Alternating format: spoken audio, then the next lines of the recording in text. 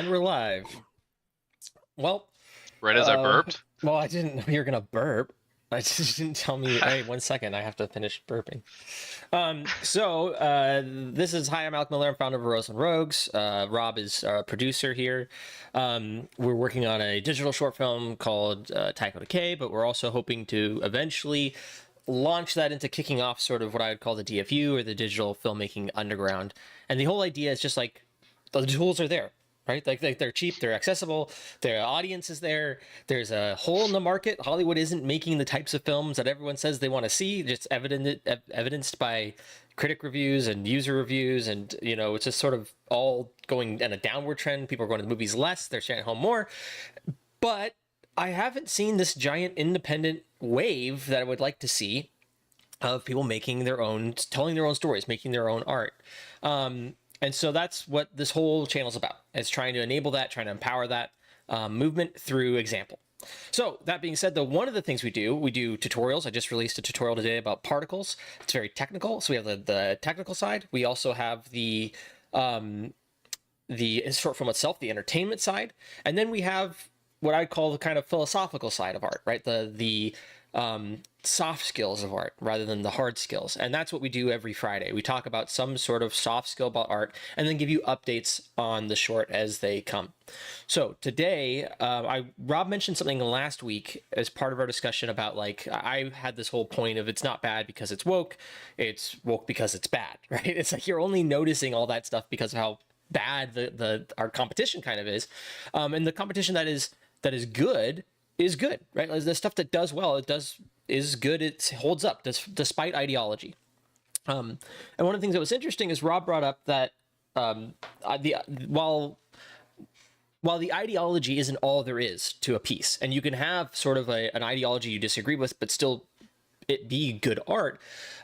There is another sort of thing where people try to avoid any ideology at all, right? The idea is like, well, if I can just get away from having any sort of morals, I could just have a piece. I can just turn off my brain and enjoy entertainment. Maybe that should be the goal. And Rob's like, that's also a false thing. So I wanted you to dive a little bit in. You've been working on this week. This kind of thought of essentially morality is inevitable or unavoidable or implicit. What is your thesis here on this? Yeah. So it's almost been it's something I've actually kicked around since college. And that essentially it's every story has a moral. Um, and this is something that I noticed and I found shocking that other people didn't agree with, especially with the people that I went to, I worked in film or worked in theater with, who would study plays and study films, and they would kind of, it's this idea of like turning your brain off. And the truth is that the more we talk about like the moral, there's this term, the moral of the story, and we talk Mm-hmm. about it usually when it comes to like little like children's stories or something, where Right. it's like Then they it's just very tell you the explicit. moral, right? They Yeah. show the whole piece, and then in case you were dense and you didn't get it, stealing bad, Yeah, being nice it's to like strangers, it's the Captain Planet right. syndrome, where it's like I'm sure there were some cartoons where like you had to have a moral at the end of it. I think it was like actually oh, what's that? Thundercats. I think after Mm, at the end of Thundercats, they had to have something where they had a moral, and so they would right. explicitly state it so they could actually have it shown to children because it was, showing violence and so forth. But the moral of the story is the reason for telling the story. It's the reason behind it, and it's about because what it is it's the lesson that the story teaches about how to behave in the world, and it doesn't have to be explicit or simple, but that's actually how every story comes about.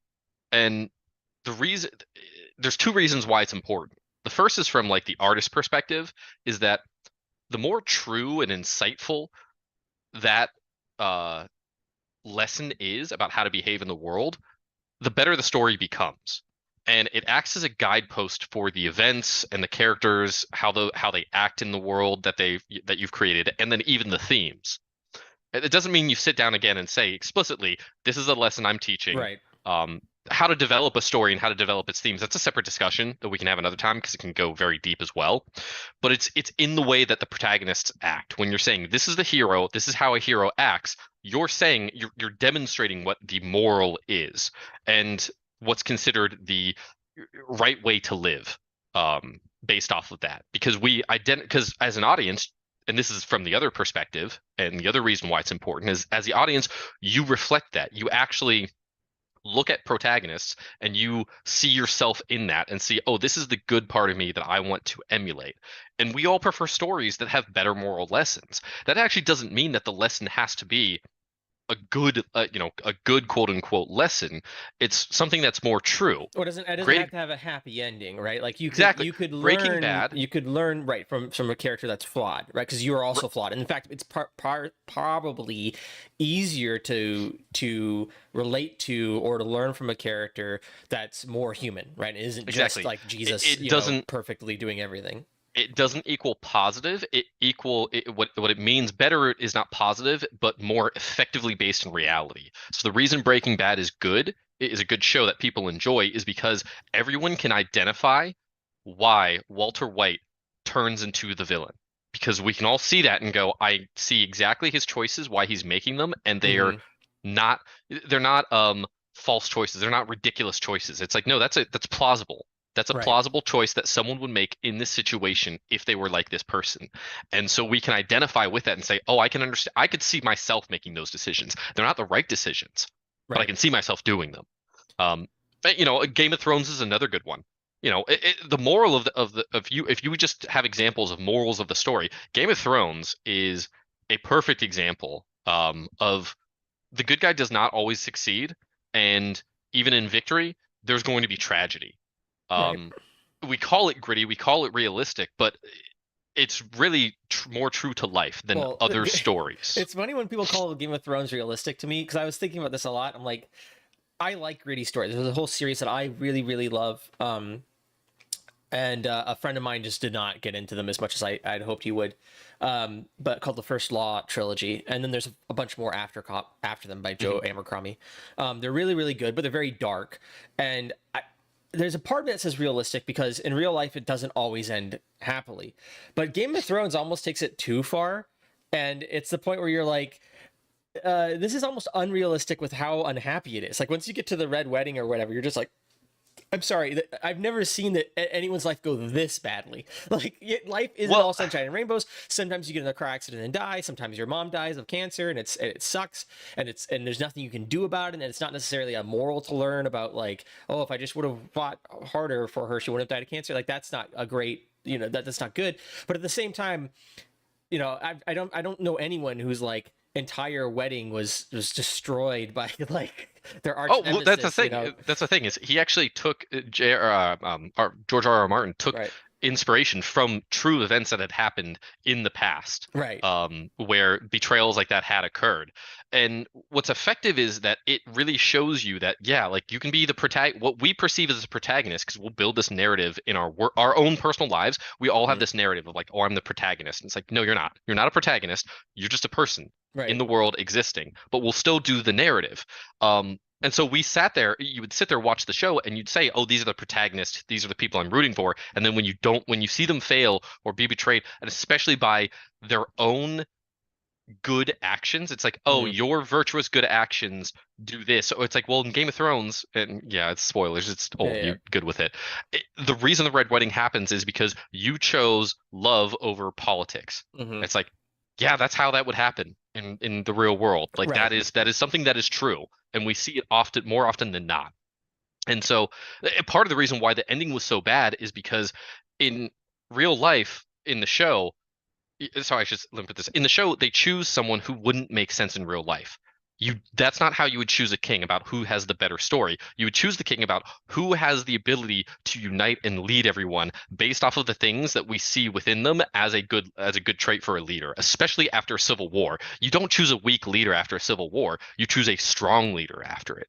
So that was one thing that I always found was interesting is people were like, this is so stupid. It's like, yes, because they completely turned away and decided, oh, the twist is that you didn't see it. It's like that's not how that works. Right. Another good example is Sir Gawain and the Green Knight. I just read this again the other day, and it's like even the ideal knight, the perfect knight, is imperfect and will fall to sin and Right. requires grace. And that's a very deep. It's a simple idea, but it's a very deep idea. I mean, we even have renditions of it constantly. See, A24 just recently had their own Yeah, movie it's as one of my well. favorite recent films to come out.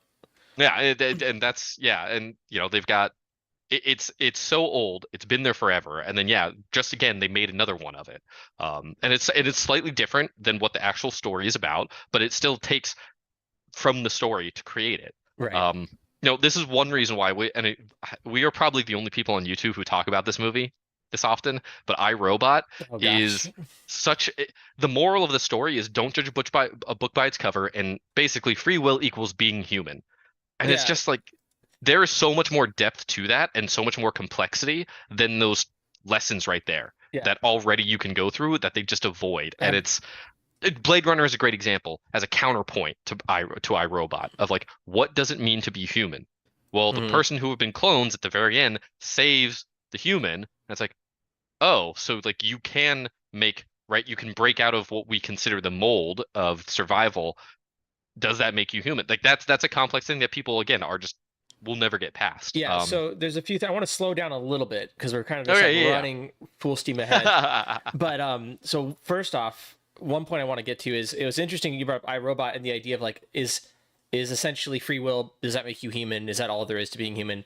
And iRobot at least plays with it a little bit. There's like a bit of play in there. What's even worse than iRobot, what makes me appreciate how brilliant iRobot Oh, please. is Okay. uh is the creator. Have you seen the creator yet? I have seen the Okay, creator. I I was didn't finish it. I was so disappointed. It was I literally had to I ended up like skipping as I watched it. I felt bad. I felt like I was an ADHD kid, being like, yeah, Yeah. okay, I kind of get it. Like, but I got it so early on. Like, as soon as you see like the it's like it's like Star Troopers level of like, or Helldivers 2 level of like we're the bad evil USA, wink wink nod nod. It's like so, and also like so essentially the plot, right, to spoil the creator for everybody, is like 9/11 was an inside job that we then blame on terrorist AI, that then we go and eradicate, right? And by the way, it's like this weird, the whole thing's really weird. It's like China good, America bad. Like, and like, look, I'm not the biggest fan of the military industrial complex. Like, I'm probably one of the, I want it to be abolished, right? Like, so I'm not some like conservative, like, yeah, let's get hoorah guy. Like, but I can totally see the caricature of like, they're so one dimensional. The Marines literally hold up a puppy and put a gun to its head in like the first act and are like, we're evil. In case you didn't think we're evil, we're really evil. And you're like, guys. And then the AI thing is there's no question about it. It's just like we're just purely good. We just want to see an end to all war. We have nothing. I thought it would have been interesting if the AI actually set off the bomb. It would have been like, well, we actually did this terrorist attack. It was something we intentionally did because we saw the persecution happening, and like that's more like you were saying, that's far more empathetic and believable and true to real life, which is like very rarely in real life is there one Yeah. side who's, it's sort of the irony of a lot of these kind of movies, right, where it's like this side is just pure evil and there's no nuance, and this side's just pure good and there's no nuance. But it's like that's the narrative that every totalitarian horrible government, like that is the narrative of the US Marines in the creator, right, is like we're the Yeah. good guys, they're just the bad guys obviously that just hate us because they ain't us, like, and that gives us the right to wipe them out because they're subhuman. And then you see that's like this flip within that story. There's an inverting of that narrative, which is like, oh, but actually it's the AI and they're just purely good, and all the Americans are so evil it's okay to kill them because they're pretty much subhuman. And you're like, there's zero nuance here. There's zero. At least with iRobot, some of the robots truly were bad, and Well, some of them were but good. And it was like this that's even complicating thing where it's like, well, who is? It's almost like Sonny was really the only one with consciousness in the well end. that's the thing is like even within that story, the lesson is humanity is bad. Because of environmental stuff, and the AI is trying to do the right thing, and AI is going to make this choice. Right. You can tell already just by you can rattle off a bunch of movies that have done it better. Right. Ex Machina, Well, Spike that's the Jones, goat. Right. Yeah. her. But you could do that same thing. I mean, what's interesting is iRobot, and then I'll move on to other examples. Yeah. I'm sure people love this, but iRobot actually started and was based off of a play that took place in a room where a police officer The isn't original script the was a original. play, Well, right? The no, the no, no, no, original thing it's based on is Isaac Asimov's like Three no, no, Rules of no, no, no, no, Robotics. no. So what actually happened is someone wrote this play going off Oh, of okay. the I see what you're idea. saying. I see. Yeah, Yeah, yeah, yeah. but it's actually based off of the guy they hired to help write the movie that they then changed and completely went Right. a So different so they direction. had a play about a They discussion had a between a play. robot and an investigator. Yeah, they That had a that play one about room where they're talking to each exactly other. about did you murder this scientist? Right. And that's what the play is about, is trying to go back and forth between that. Because at what point, everyone believes you cannot have feelings if you show feelings. Well, are those feelings programmed? You can have a lot of nuance within that Hmm. that you don't get in the movie. So again, it's a mediocre But movie. but but then Mediocre. but then they took that script. They said we want to make this into a movie, but the only thing that's going to sell the property that has like the most cachet with the audience is going to be Isaac Asimov's Isaac iRobot. Asimov's So we're going iRobot. to attach this little story that kind of works with that into that, and then it became an And we're action gonna film. make it an action film. Yeah, then Will Smith And gets yeah. attached, and they're like, it has to be an action film. Yeah, and Um, so it changed a lot. I would love to read the original play. and it became a masterpiece. No, it's the epitome of mediocre. It's so Epitome of good. mediocre. So good. But like even you can even go to like some blockbusters like the Fast and the Furious. Hmm. That franchise is just Family. it's simple. It's about family. It's about Right. you choose you can choose your family. You should always stand by them. It's simple. It's not very deep. It's not very complex. They could have gone in a very complex way with that as well.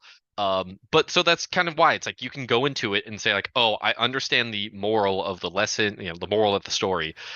But there's a reason those movies don't stick as strongly with us, and that's because it isn't a deep one. It is something where you don't have to really pay attention, and it's still going to be pounding you in the face of like, this is a very simple lesson to learn. So you mean And go for it. well, I was gonna say, and that's where that's a big thing, which is like, okay, Breaking Bad sticks with us. Fast and the Furious, it's a meme about it's about family, Right.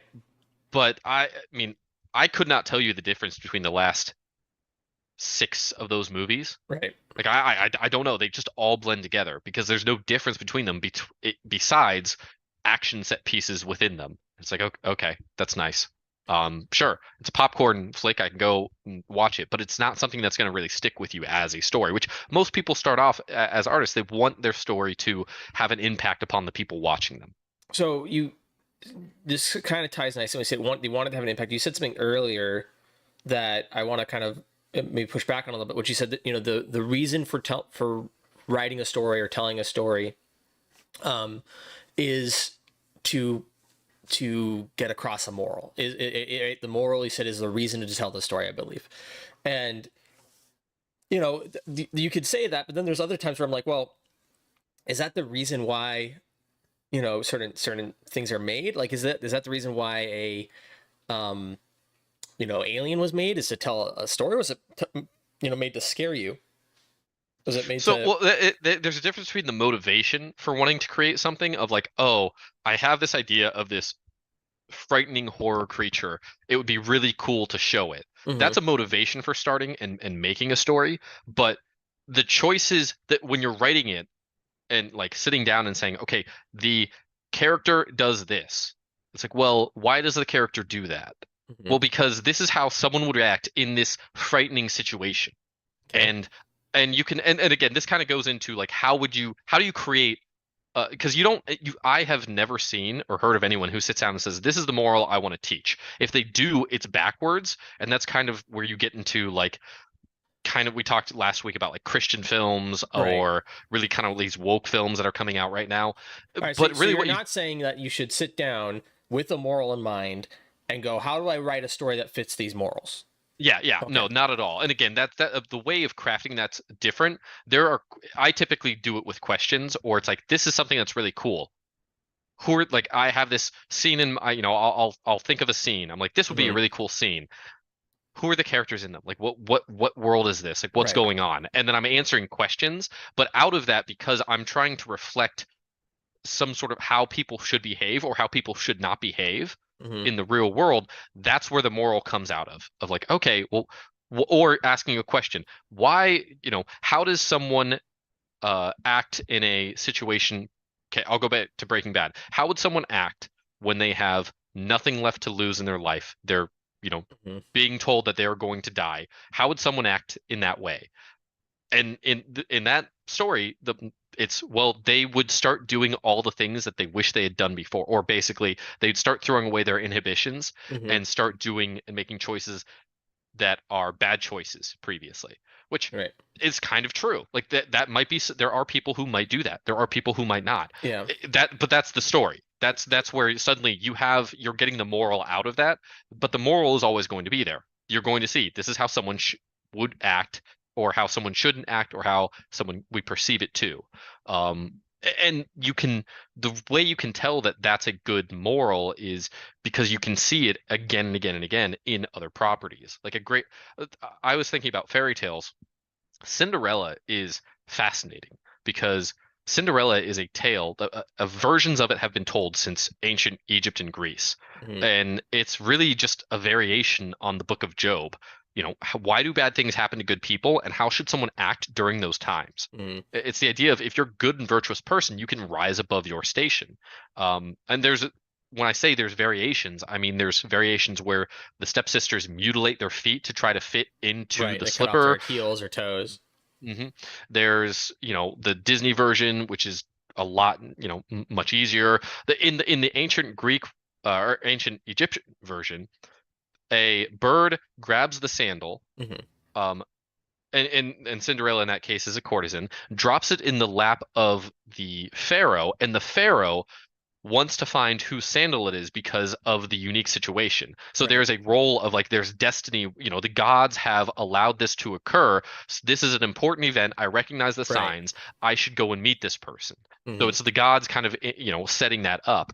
And a good point with that too is that the reason why I say it's the reason for the story, and it's really important that you have morals being truthful, and is because they originate from storytelling originates from religion and Mhm. stands upon that foundation. I mean, think of the first stories in existence. We're talking the Epic of Gilgamesh. We're talking about the Book of Job. Um, we're going along the lines of just like the Iliad by Homer. The Iliad starts with an invocation to the Right. muses, which are the goddesses of, memory and inspiration, and it's Homer effectively asking for help from the gods before he relays this story. And the Iliad is about the rage of Achilles. Mhm. Sing to me, muse, the rage of Achilles, son of Peleus. And it's like, oh, okay, this is what happens when you have a character who allows his rage and his pride to overtake his sense of reason. And reason was considered the most important thing in ancient Greece as Right. as a human. It's what separates us from animals. So it's effectively making a prayer before a sermon or reading the Bible. And we haven't actually moved away from that.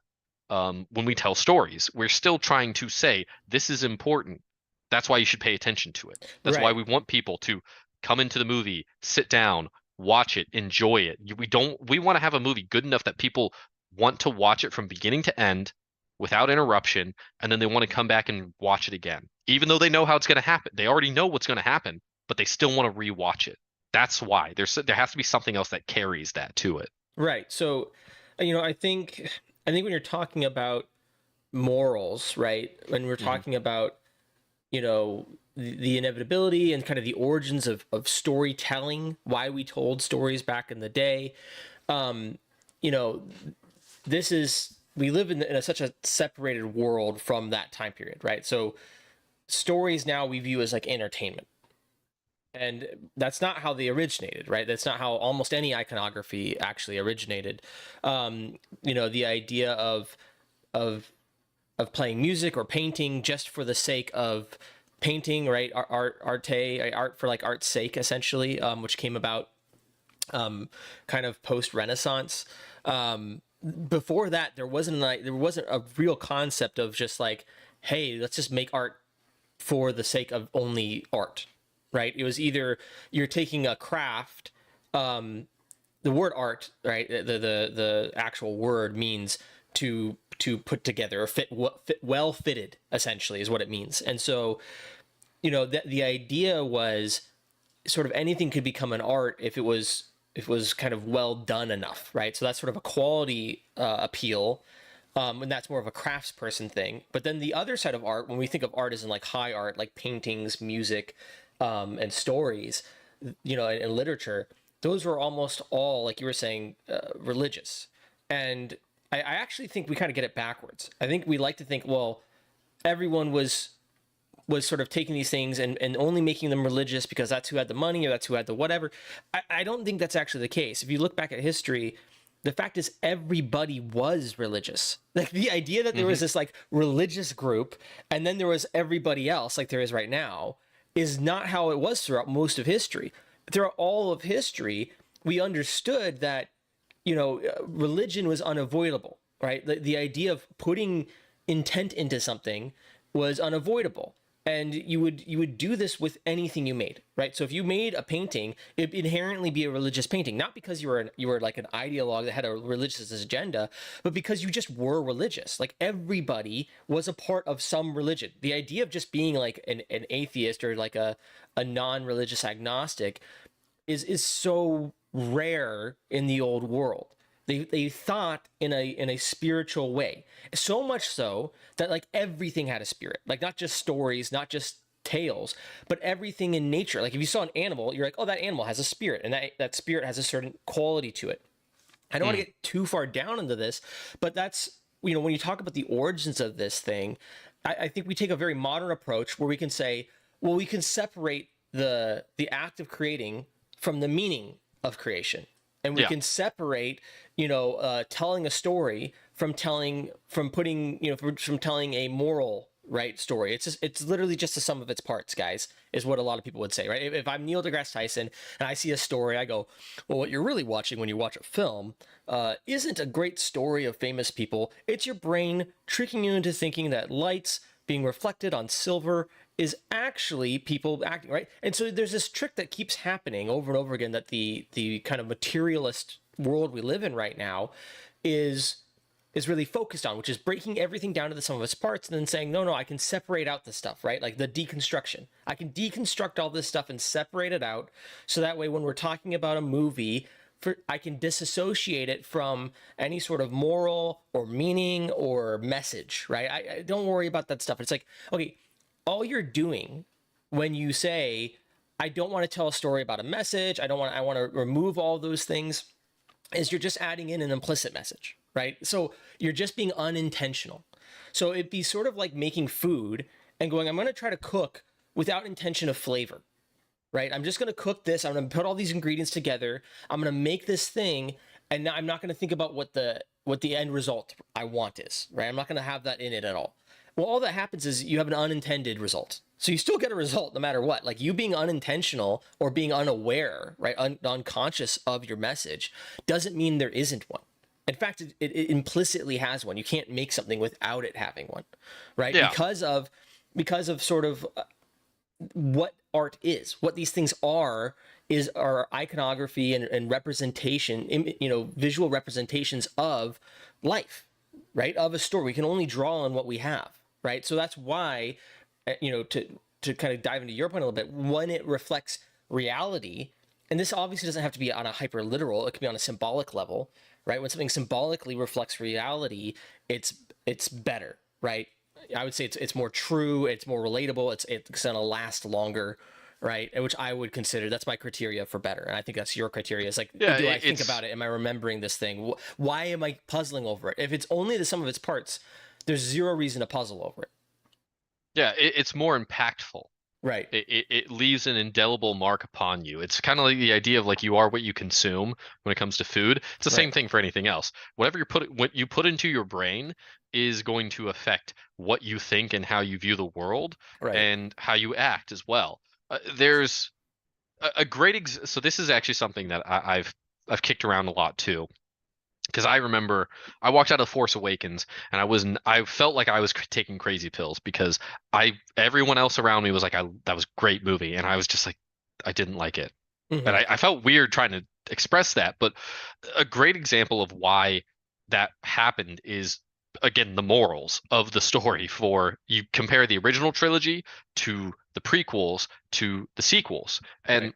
the original trilogy is very straightforward. It is the hero's journey. It's the monomyth. You Right. know, a hero ventures forth from the world of, common day, where he's just a farmer, into a region of, I think it's supernatural wonder, and where there's, fantastic or fabulous forces that you encounter, Right. and they win a decisive victory, and then they come back from this mysterious adventure, and they have a power that they can bestow um, boons to, Right. their fellow men, Yeah. Yes. so they can bless them with what their knowledge and what they've learned and what they've become as they've changed. And it very much is a story of how do you become a man. Luke starts off as a boy. How do you become a man, and how do you act in the world? Right. And here are the things that you do to do so. And if you get to the prequels, I mean, that's a very straightforward thing, but I mean, it lasts. It has lasted forever with us. You get to the prequels, and it's a bit more muddied. But the reason why the people don't like the prequels isn't necessarily because of the moral. It's actually it's kind of the execution.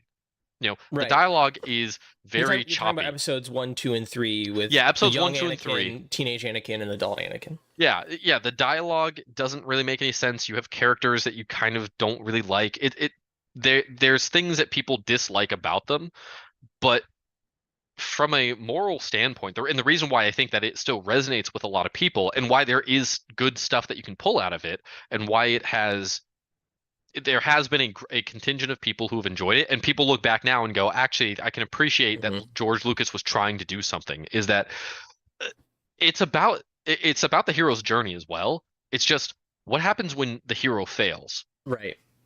How is it that they fail? And the answer is effectively, what happens when fear and anger rules over you? Well, if it doesn't rule over you, you get the original trilogy, 4, 5, and 6. Right. If it does, then you get episodes 1, 2, and 3. Here is how someone who fails at the hero's journey, here's what happens. The society collapses around them. Well, There's it's what happens when the hero refuses to sacrifice. Right. There's a point at which you, as the hero, are supposed to be able to die so you can be reborn. Right. You're supposed to be able to give something up. Right. So you can keep going. And Anakin refuses that. Right. He refuses to give up his relationship to become a Jedi, and he also refuses um, uh, to give up the Sith to be a husband, right? Like he just it's him going, no, I want in a it all. sense, Like in a can I sense, have it yeah. all, essentially? So there's that point in the hero's journey where he hits it, and then rather than progressing, he stops there, right? Which is always the hero's journey. Is like you're not supposed to stop anywhere on the circle, right? Like Yeah, well, stopping in being even the fool, stopping when you're being, the wise man. Like you need to go back and become the knight again. you could even simplify it even more and simply just say, um, just read the Iliad again. Sing to me, Muse, the rage of Peleus. Right. The rage of Achilles. Achilles is taken over by rage and by arrogance Mm-hmm. and anger, and that basically shows in the story he acts like a beast, and he causes the deaths of people around him. I mean, if that's not episodes 1, 2, and 3 Right. in a nutshell, I don't know what would be. And so there is stuff there that still sits with us and is impactful.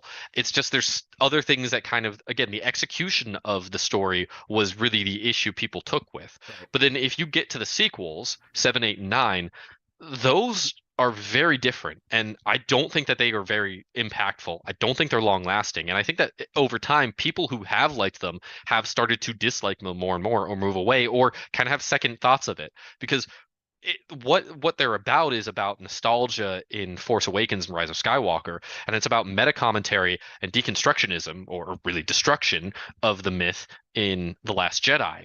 But if you look at the morals, like what are the morals of those stories? I mean, if you're Rey, it's you don't have to change anything.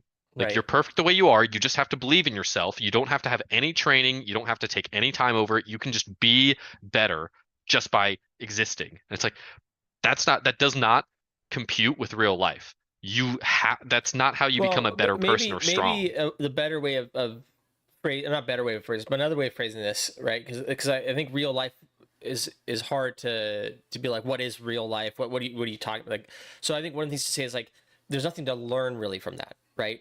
Like Well, there's no it's not lesson to that be. There's no there's like, oh, that's interesting or aha. It's like, oh, so I just have to be born awesome, and if I'm not awesome, what do I do with that? right? Like, Yes. right. So Yes.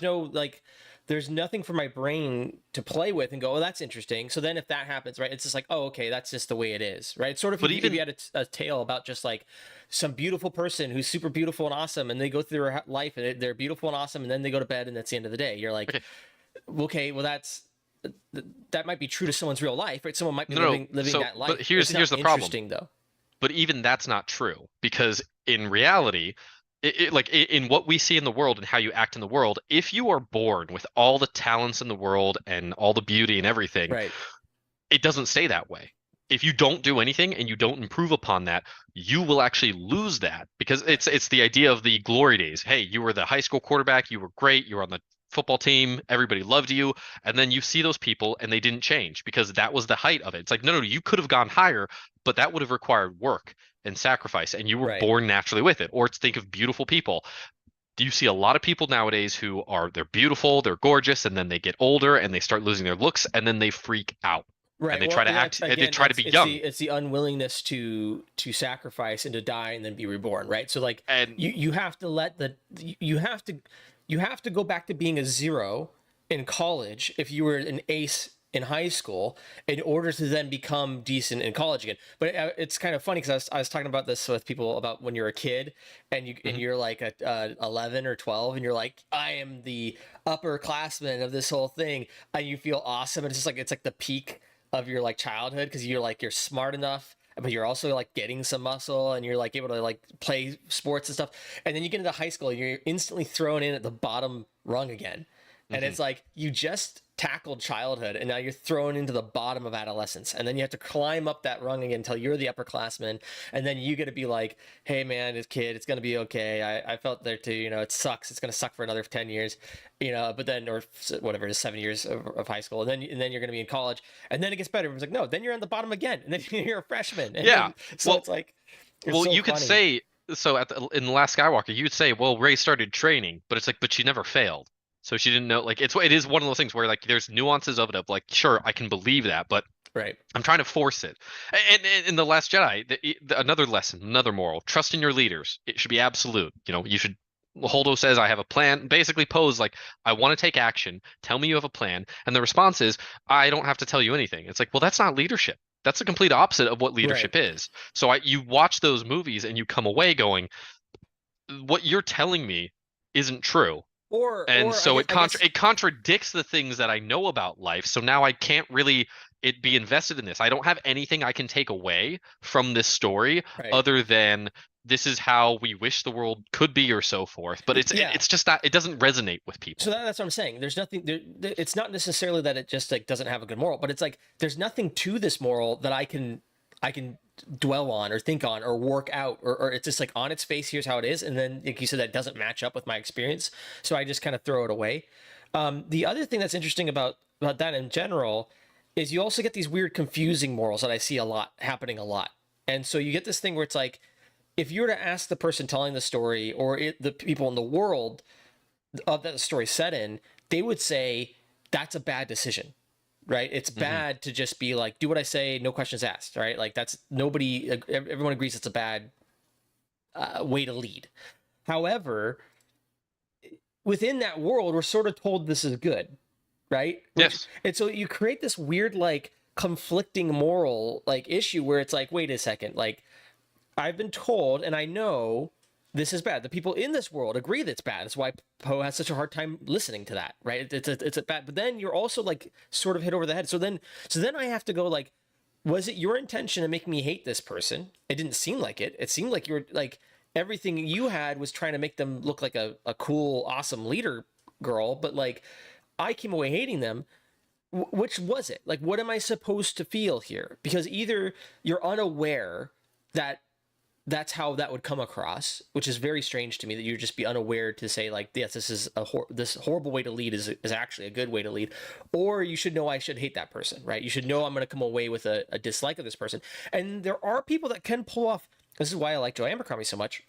There are people that can pull off characters that are very dislikable, who make bad actions, or like Breaking Bad again, who then you go like, I understand that this was the wrong choice, and I understand that I didn't like what they did, but I still like that character, right? I still think that character is interesting because, like you were saying, there's either a relatableness to them or there's something in there where you go, I understand that was logically at least consistent, even though I Yeah. was disappointed you did it, right? And this is oftentimes when a character reverts, which people usually hate in stories because it's like, I put all this investment in and then they just end up bad anyway. And you're like, I know, but that does happen. And that is something that I can relate to a lot, where you have friends or you have family or whatever, and this person that you know made a bad decision, starts getting their life together, starts making a good decision, and then they revert, and you're like, it is heartbreaking, but that's an honest heartbreak as It- opposed to a dishonest heartbreak where you have a character mhm. that's only been good or only done something, and then all of a sudden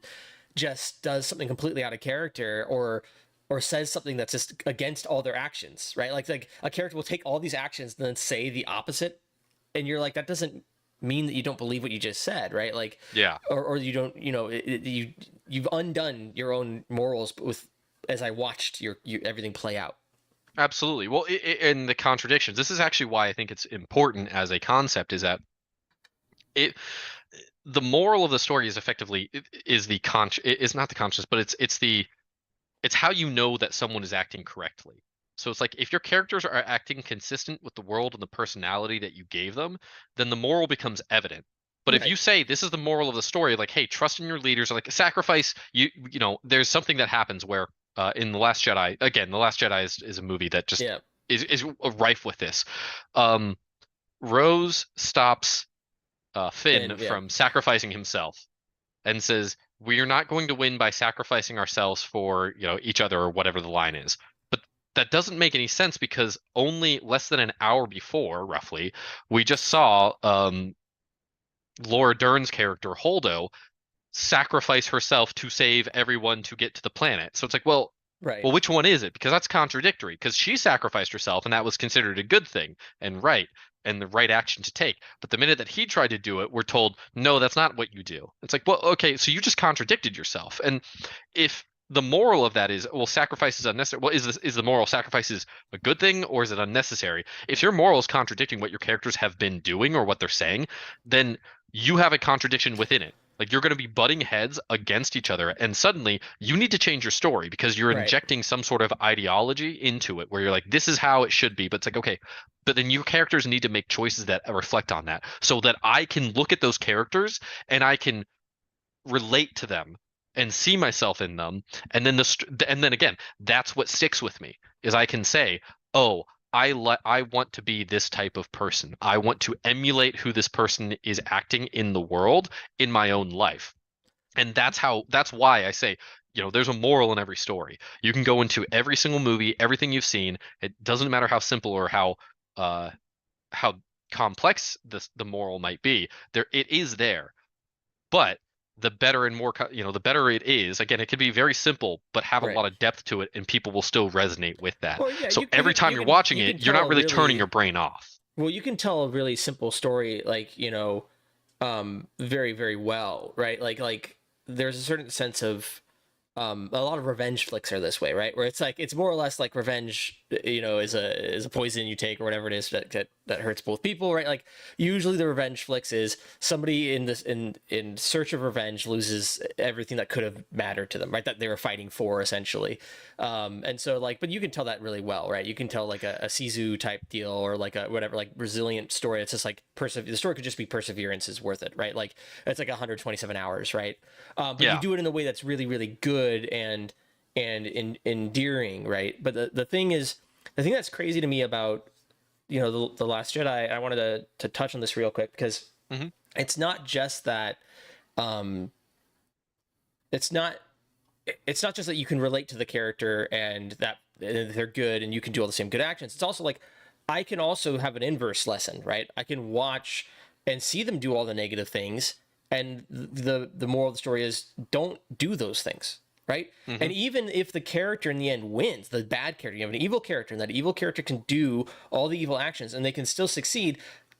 What should be clear to me is, wow, that I wouldn't want to win in that way, right? That it's a bittersweet sort of like, it's like I really wish the good guy could have pulled through and won in the end, but he didn't. And that's tragic. And I'm learning from that, right? At least I'm learning from the tragedy of like it'd be better to have lost and fight this thing. like you said, with the problem with I think The Last Jedi is like it tries to talk out of both sides of its mouth, and then you end up getting this point where you're like, well, okay, we've what am I even watching here? Like, is it good to sacrifice or is it not good to sacrifice? Was Yeah. that an honorable thing, or was she the dummy for making that choice? Should I just listen to orders, or should I, question them and decide not to destroy myself, or decide not to, to whatever it is? It's like it's so confused. What I would like you to do is, if you could manage this, how would you explain the point of view of people that don't have that as a limitation when they're watching it? Like, what is it that you think is different when they go, oh, I actually didn't mind that. I really liked the whole thing. It didn't bother me at all. I think that there is when some people are like, "Oh, I don't that didn't bother me." There's kind of a twofold point to that where it's like, okay, well, why is it that it didn't bother you? And it will sometimes what I found is that it's sometimes usually along the lines of like I enjoyed the spectacle, Right. of it. And that's okay. Like there is something to be said about spectacle that we enjoy. Like I completely understand that and I can relate to that. Um I think though that what is happening often is that those people are what they'll say is they'll basically say like why can't you just turn your brain off if Mm-hmm. you're when you're critiquing something, um and that can go with any medium. But the Right. truth is that yes, you don't have to be super hyper critical of like every little piece of like the cinematography and so forth. It's usually going based off of like how did it make me feel at the time, which Mm-hmm. is again could show that there's good execution. Like let let's be clear, the sequel trilogy of Star Wars is executed really well. Like Mm-hmm. it looks great. The battles are fantastic. There's nothing where you see bad CGI and you're like, "Oh God, that was terrible." Right. It's actually very well done. And so that's you can watch it and you can feel like you're still within the world and you're still getting those same morals, but again, it's only down the line where people at the time, I think there were a lot of people at the time saying, "Oh, I loved it. It was so great. It was different." I have friends who say that. It was Mm-hmm. different. And now, and this was years, probably like even like 2017 afterwards, they're Mm-hmm. like, "Oh, it was great, I loved it." And now, if I talk to them about it, they kind of go like, "Yeah, yeah, I mean, it's not really what I wanted, but like, Right. I was grasping at anything I could have." I think that's where you see it is like people are willing to, I don't know if it's suspending disbelief, but people are willing to hear morals and kind of what you'll typically get. Here's a good way of seeing it. What you'll typically get is if you ask them, "Do you think this is true? Do you think Mm-hmm. sacrifice is unnecessary in war? For Star Wars or any Right. Right. war movie?" They will say, "No, of course not."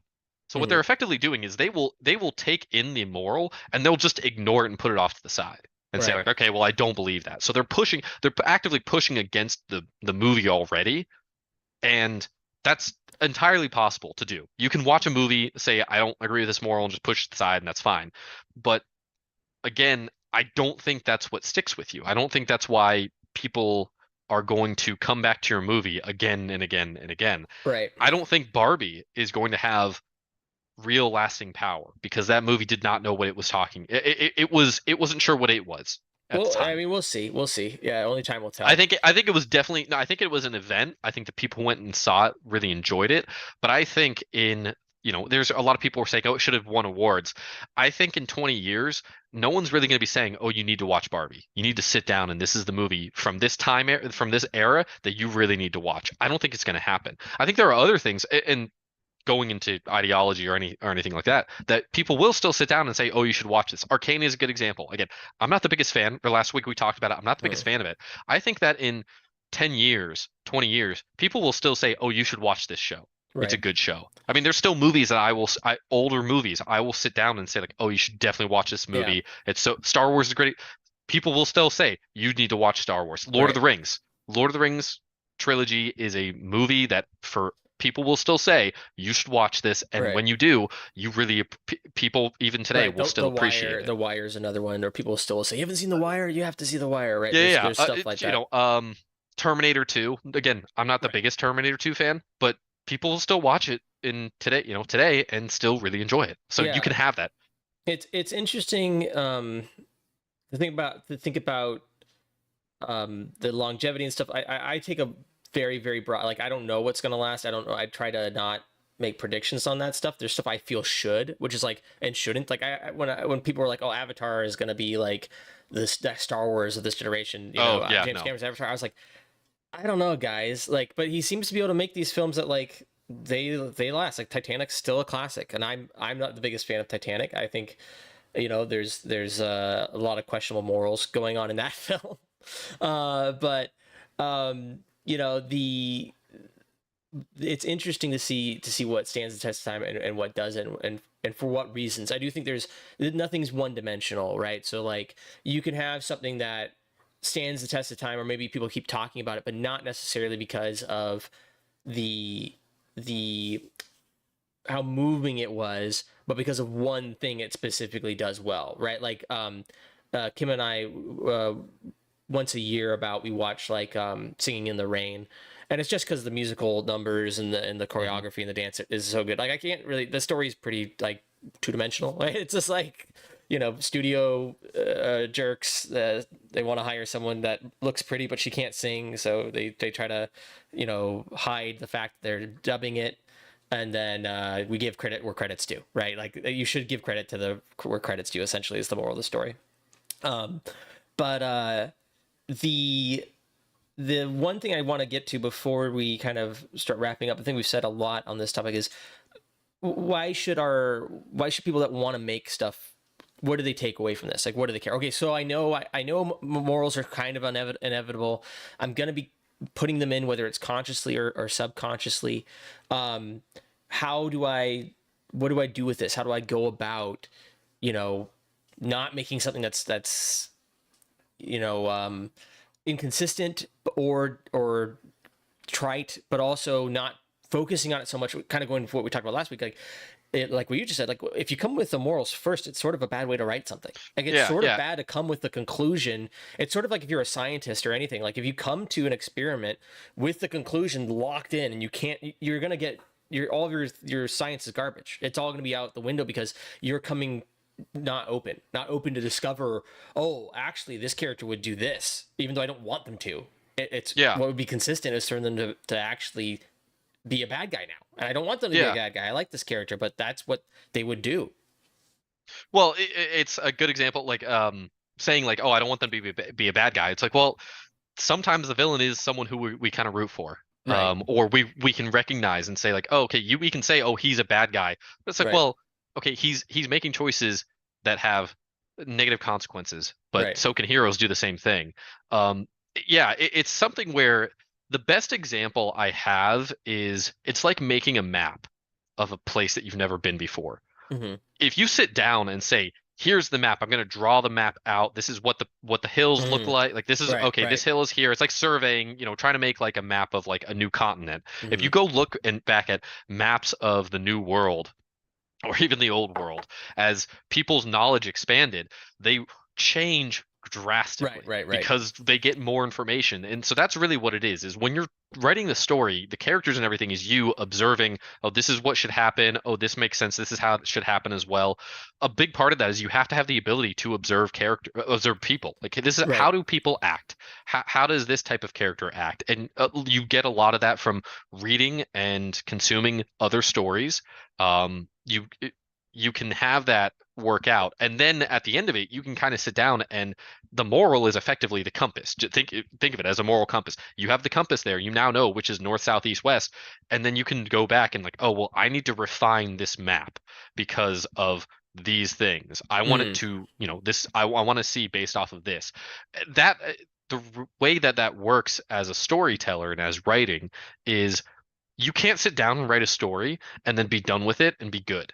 Right. That's not how that works. That's why, especially for a lot of people growing up going to school, you have to revise. You got to go back and Yeah. rewrite it. You Yeah. got to go back and rewrite it again and again. This Every okay. time I write a script, it's multiple. I'm not talking like one or two or seven or eight. I'm talking like I like to rewrite scripts of movies that have been created that I think could have been better, and I will rewrite them.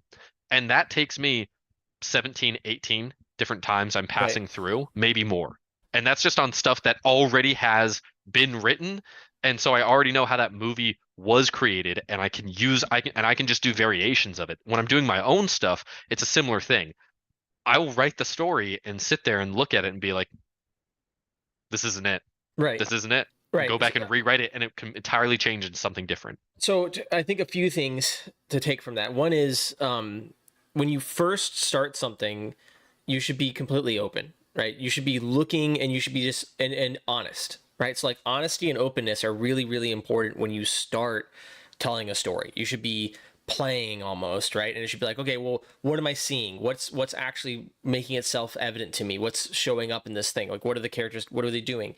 And then, like you said, once you kind of have that bass, like that tune, it's sort of like when you're playing music or something, right? You're kind of doodling at first, and you go, okay, that's an interesting vein, let's tap that, like now let me go farther. So you're out of the prospecting phase, and then what you start doing is like layering, right, and refining. And I think this is a key for everybody that like I like to try to avoid, and I like to try to forget as an artist. But anything I've done that's like really, really great, it's because I sat there and went over it again and again and again, and just forced myself to go like, what is making itself apparent to me this time? Because like one time, like the first times, few times you go over something, it's just going to be like the biggest things, right? But then as you start going over and over again, you start finding like sub levels that are interesting, and you start going like, oh, actually, what I thought this whole time was just like the structural thing. There's interesting little bits of it. And it's sort of like, if you're an animator, right, it'd be like, at first you're just doing the general blocking, and then you're doing like the secondary animation, and then you're doing like the tertiary stuff. And then you're like, oh, okay, well, that's, if they actually move this way, this little ribbon over here would do this. And so like you keep going over and over again. And so you're sort of, you're going to be moving yourself from one side to the other on a regular basis of being open, so you can discover new things and be honest about like, okay, well, I didn't realize that was going to be that way. And then going back to being the more disciplined mindset of being like, okay, how do I make this better? What do I do? How is this actually saying what it's supposed to say? Is it saying what I want it to say? And then going, well, what do I want it to say? And maybe I don't need it to say that. Maybe I can have it say something else, right? But I think what's happening oftentimes in the case of like a holo, whatever the name is, a lot of these things, a lot of these modern movies I find, is it sort of feels to me like someone's gone through a script like once or twice, and then that gets locked in, and then everything else is like these like little rewrites and stuff happening, from higher up and from other things, but they haven't had the chance to really refine the script. And I think this is what happens when you have a sort of new way of making of movies being made versus the old way. The old way is like you'd have a script, you'd perfect the script, you pitch the script over and over again. Eventually someone would option it, they take looks at it, and then they would, you keep going over that until eventually it was as solid as it could get. And then eventually then you'd start making the movie. Now like production starts, right? Essentially, we're locked in, and we go, hey, we need a script, right? So that's like Obi-Wan. First, someone goes, we need an Obi-Wan movie, and then they turn to them, and go, write something, right? And that's a totally different process than you going, well, let me discover. Like what might happen, right, is like you start writing a story, and you go, I kind of want to write a story about Obi-Wan or whatever. You start writing, and suddenly you realize, well, this actually isn't a story about Obi-Wan. This is really a story about this other character, right? And they're the more interesting part, and you kind of need that freedom to be able to explore in that way. And that doesn't happen when you start with like, I need to write a story about Obi-Wan. And it doesn't happen when you start with I need to write a story where I communicate why it's good to be, whatever, a kind person that's giving generosity, or whatever it is, or it's good to, adopt orphans or whatever. If you're starting there, it's going to be really hard to discover an honest thing. So like that's, to me, it's sort of a balance between jumping back and forth between being the open, honest person and then being intentional about what you do, because you have to be intentional, otherwise it's just a mess, right? It's just a chaotic mess. Yeah. And I don't want to go too far down a rabbit hole, but to kind of wrap up too, is that it's something where sometimes you have multiple stories that you're trying to tell, and you can't tell them all in one story. And that's an issue that I see with a lot of movies nowadays when they get longer and longer. Is you've got too many subplots, and then they're not willing to resolve. That was the creator as well. I was so mad at it. Yeah, because I'm like, if you cut off two of these characters or two of these plot lines, and then just like spent way more time and two explosions. We didn't need that many like missiles hitting. Like cut out two of the explosions, and I'm all about my explosions, but cut out two of those. Cut out two characters, and then let's flesh out these people we have to work Yeah. with, and then But then maybe you would have that's the got second a part. second movie or a third movie where you could have dived into those other things. Yeah, and that's the second part, which is sometimes you have too many ideas and plots into it. But Right. the other aspect that I think that people have to understand is that just like doing animation or anything, there's a technical aspect to writing, and you have to really master those basics. Right. You have to learn how is it people actually talk and interact in the real world. Um, Sometimes and sometimes you do those differently for movies, but you still have to make it kind of you don't want to have to modern writing can be really bad with dialogue because Hmm. people will talk in a certain way, but you can tell people don't talk this way. You know, Marvel movies are kind of like getting more and more like that, where it's like people don't actually talk this way in real Yeah. life. And so it kind of can take you out of it. And so learning those aspects of it, or learning, hey, when is a scene too long? What information can I cut down? That all interplays as well. And that's something that again you have to practice, just like anything else, any other skill. Right. But yeah, so I think that's kind of the big thing is that like if you ignore the morals of your story, if you're ignoring that idea behind it, typically you're going to find where people get confused out of it and the audience it doesn't resonate with them. And I think that like most everyone who's trying to do this and the people that we encourage and we hope are taking good lessons away from this is that we want you to have stories that resonate with people, that they want to come back again and again, especially if you have a short film and it's a world that other stories can be told in and people want to come back for more. That's awesome. Then start playing within that, but you have to start really with a solid foundation on that.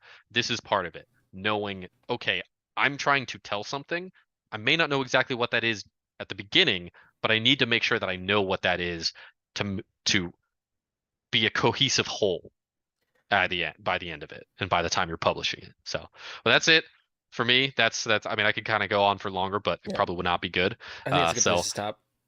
anyways, let's talk Tycho Decay real quickly. Any updates? I don't know if we hadn't really talked about it this week. I know Yeah. we're still polishing and working on the animation between Anne and now slowly getting to the point where Anne and Marmaduke are going to be in the same Gonna scene hang out. together. Yeah. So I'm working on that stuff. The other thing I have going on right now is I've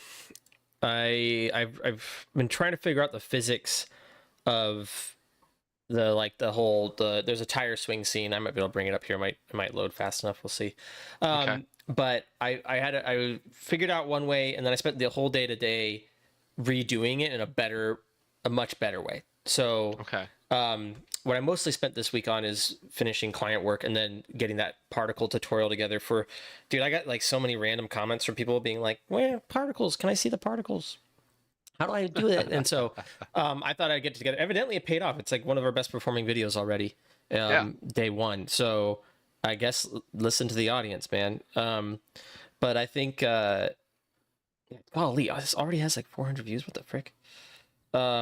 But so yeah, so that was my main focus this week. Is I had a guy literally messaging me on Instagram. I forget his name, and he was like, "Hey man, I saw you mention particles. You making that?" I'm like, "Yeah, yeah. I shot it last week. I'm working editing it this week." And he's like, "Hey, is it done yet?" Like 2 days ago, and then I'm like, "Yeah, probably by the end of the week." And then it's Friday today, and he's like, or yesterday night I finished it, and I posted and I told him I was like, "Hey man, it's up." And he's like, "Oh, thanks so much." Although, I guess people are waiting on that stuff. Good. Good. Yeah, Then, I think we'll get some progress going on this. yeah. Let's see. Tire sim. Let's go. Um, so what we have is essentially I'm replacing you with it right now, which is not what I Yeah, wanted to that's fine. do, but I don't care. whatever. I was gonna share my reference screen and put it down there, but we'll just do this. It's fine. Yeah, yeah, Um, no biggie.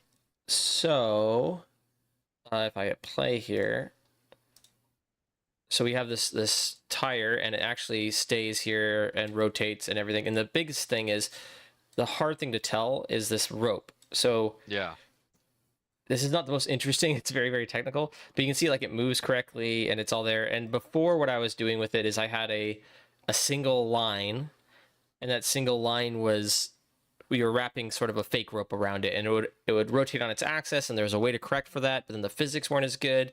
And so I figured out this new way of just doing it as the whole thing is a solid physics object, right? So like, or like a soft body, I should say. So like all of these connections are the are the physics essentially tying it all together, giving it a mesh, giving it like a bone structure essentially, and then I can tell how stiff that is and stuff. And there's a bunch of reasons why this is better. I might upload how to do this as a tutorial as well to update kind of my hang anything one. Yeah. But there's a bunch of reasons why this is better. But one of the biggest ones is you can see here, the model itself. I believe this will work and not crash everything. We'll see. It has like a thicker sort of neck part here that's tied around, and so I need this rope to be attached down here, right? But then to react to this thing around it, and that doesn't work with the other doing it sort of traditionally. So I sort of had to play with it until I got it to this point. But it's looking good. I got the tire all muddy, so it's all dirty here. And it's gonna look really good in the scene, which I'll also grab here. Let's see, scene 10 blocking. But I wanted to separate that out so we could see it by itself. And then let's see if I hit start render here. We can take a little look at how this is coming along. So I need to add a lot more detail to this location and some plants and some other stuff. I'm looking at reference. But we'll see if this goes. I don't want to push too many buttons. That's usually what gets me in trouble. Okay. Yeah, let's see. Did I already crash it? It might already be annoyed at me. We'll see. All right. Well, But we can kind of close it there then. It's cool. It looks good. Yeah. I like it. We'll get the other parts of it up soon. Yeah, I definitely think if there's an update to the tutorial, that'd be kind of cool too. Just like kind of a lessons learned thing. Like, hey, here's well, the other new way works information. fine. It's faster. It's way faster calculating wise to just have one spline, right? Essentially, you just have a single line with points, and those points are what bends. Clearly. And then what I'm doing instead is an actual tube, and that whole tube is a physics object. It takes more to calculate, but it's sort of worth it for the accuracy. Is how the way to look at it. That makes sense. Huh? Yeah, and this All is right, like a little hero object. So we got to wrap up. We're going long. That's true. This We are week. going very, very long. So, all right. Appreciate everybody. If you enjoyed this, please like and subscribe. Check out the tutorials on the Royals and Rogues YouTube page and more of the live streams that we've done where we kind of talk and go through all this. We also have interviews with other creators. We really appreciate it, and we'll be back next week. All right. Peace out.